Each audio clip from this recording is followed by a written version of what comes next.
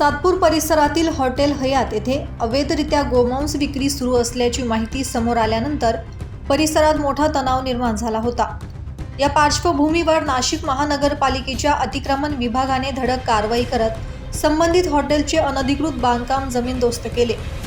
Trimbak road लगत MIDCच्या जागेत हे हॉटेल बेकायदेशीररित्या उभारण्यात आल्याचे प्रशासनाच्या तपासात आढळून आले।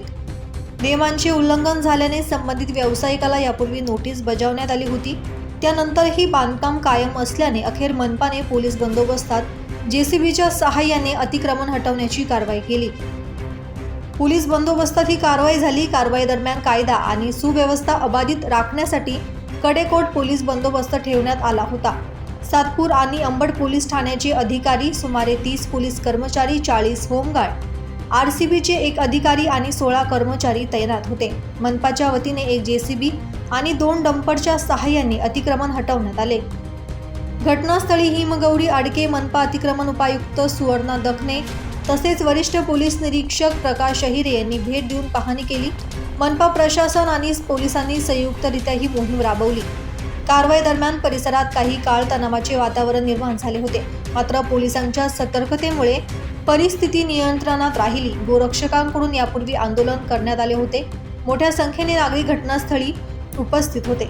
यावेळी प्रभाग क्रमांक 11चे नगरसेवक नितीन निगळ, मानसी शेवडे, सोनाली भंदुरे, सविता काळे यांच्यासह मनपाचे अधिकारी ललित भाऊसार, निखिल तेजाळे, तानाजी निगळ, भगवान सूर्यवंशी, प्रभाकर अभंग, सूरज दिवे, शिरीष शिंदे, विभागीय अधिकारी प्रज्ञा त्रिभुवन, कैलास अहिरे, नानासाहेब साळवे उपस्थित होते।